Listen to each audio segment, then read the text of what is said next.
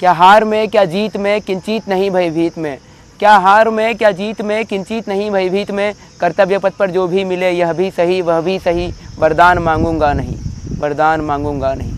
Hello friends, मेरा नाम प्रदीप सिंह है। मेरी यूपीएससी सिविल सर्विसेज एग्जामिनेशन 2018 में 93rd रैंक आई है और इस वीडियो में मैं आपको बताऊंगा कि आप आईएएस की परीक्षा को कैसे हरा सकते हैं। और मैं इसमें आपके साथ कुछ गोल्डन रूल्स शेयर करूंगा जिसको फॉलो करने के बाद, जिसको रिलीजियसली फॉलो करने के बाद कोई भी व्यक्ति आईएएस की परीक्षा आसानी से क्लियर कर सकता है। बुक लिस्ट सभी बताते हैं कि कौन सी बुक्स फॉलो करने चाहिए, क्या प्रॉपर स्ट्रेटेजी होनी चाहिए। तो मैं आज वो नहीं बताऊंगा, मैं आपको केवल ये बताऊंगा कि कौन से ऐसे कुछ सूत्र हैं जो आपको फॉलो करने चाहिए आपकी यूपीएससी की परीक्षा को क्लियर करने के लिए या फिर किसी भी एग्ज़ाम को क्लियर करने के लिए। जो बेसिक कुछ फंडास होते हैं वो मैं आपको बताऊँगा। तो सबसे पहला मेरा फंडा ये है कि जो भी डिस्ट्रैक्शन हो, जो भी ऐसी चीज़ हो जो आपके लक्ष्य से आपको दूर ले जाती हो, उन सारे डिस्ट्रैक्शंस को दूर करें।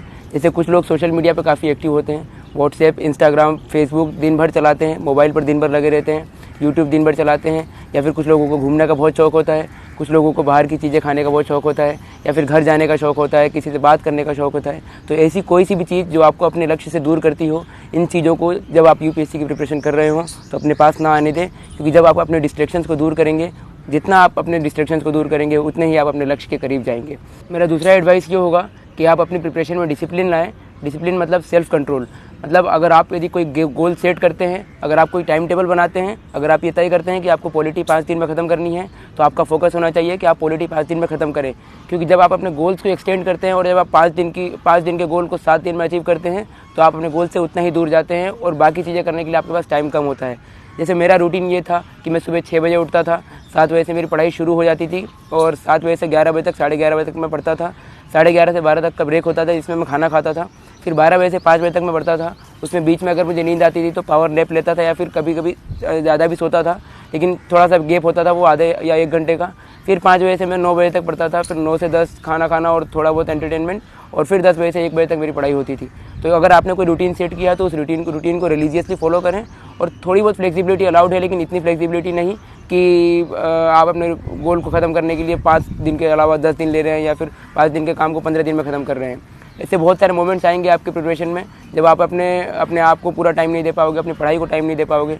कभी लाइट चली जाएगी, कभी दोस्त घर पे आ जाएंगे, कभी घर से फ़ोन आ जाएगा, या फिर कभी बाहर घूमने जाने का मन करेगा, कभी कुछ खाने जाने का मन करेगा।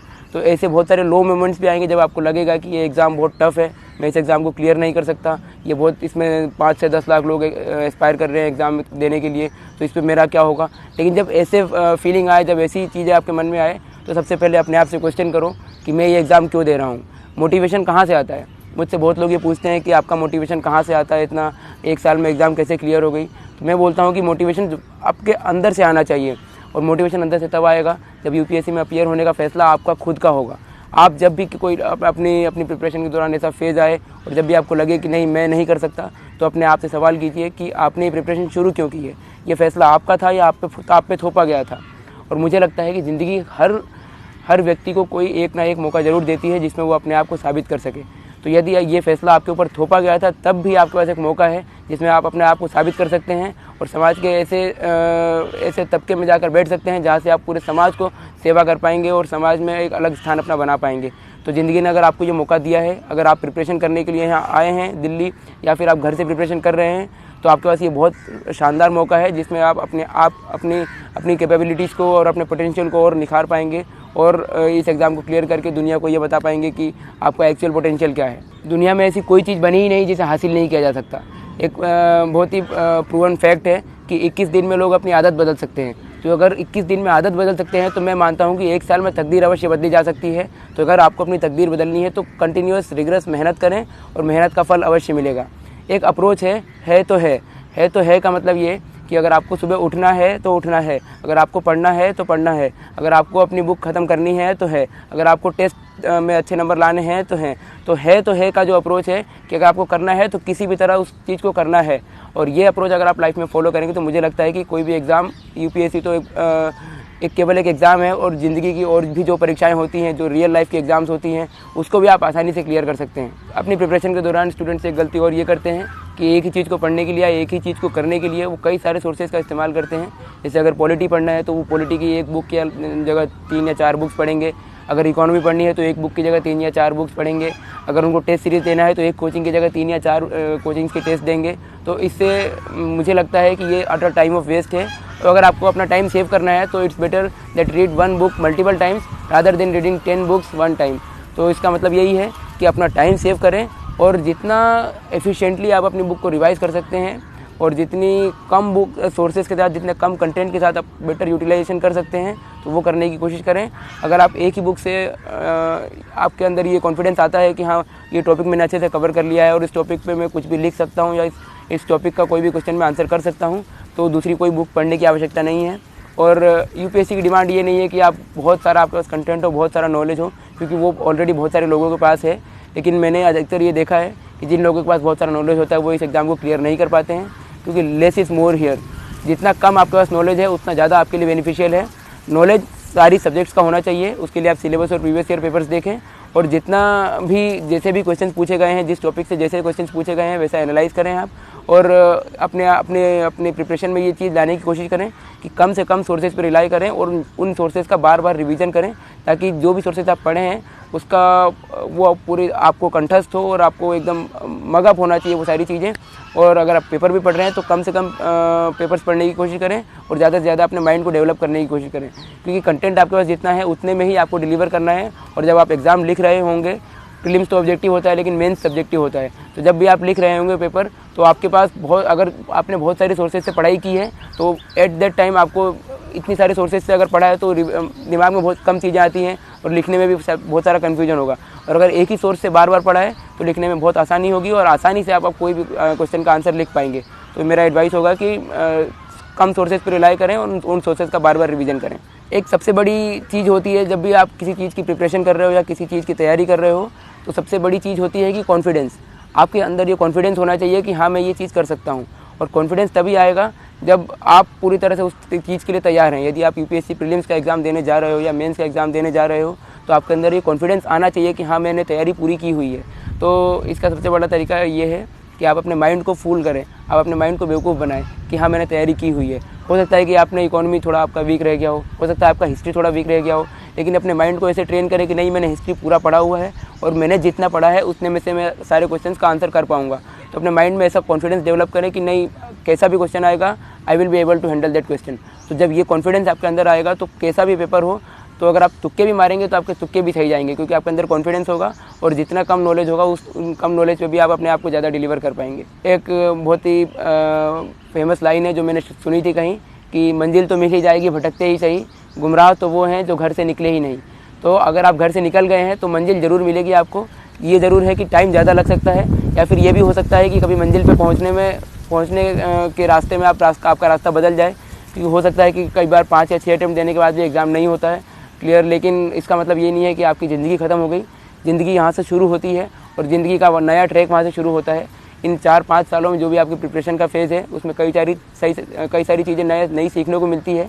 तो अगर आप मेरा एडवाइस ये होगा कि अगर आप घर से निकल चुके हो प्रिपरेशन के लिए, अगर आपने प्रिपरेशन शुरू कर दी है तो पूरी डेडिकेशन के साथ, पूरी डिटर्मिनेशन के साथ एग्ज़ाम दो।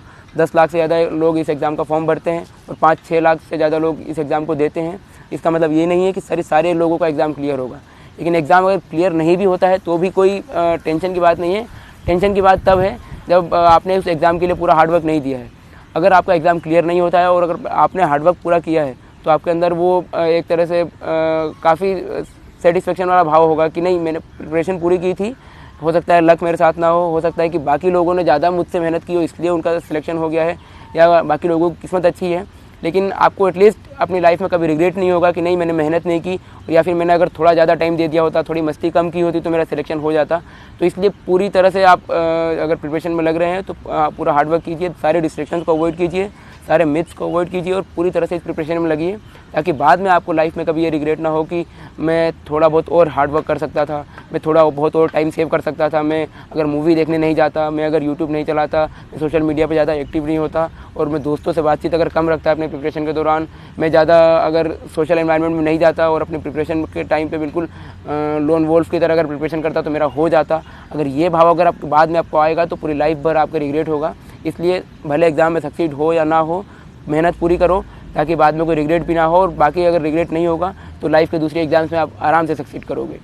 एक और बात यह है कि इस एग्ज़ाम में काफ़ी सारे मिथ्स बने हुए हैं कि कोचिंग करना कंपलसरी है, एक अच्छे बैकग्राउंड से होना ज़रूरी है, IIT या IIM से होना ज़रूरी है, और मेट्रोपॉलिटन सिटी से होना ज़रूरी है, दिल्ली में प्रिपरेशन करना ज़रूरी है, और बिना कोचिंग के टेस्ट सीरीज़ के, बिना कोचिंग के गाइडेंस के हो ही नहीं सकता एग्ज़ाम। आप Tier 2 या Tier 3 सिटी से आते हैं तो आपका सिलेक्शन नहीं हो सकता। 10th-12th में अच्छे परसेंटेज होने चाहिए, ग्रेजुएशन में अच्छे परसेंटेज होने चाहिए।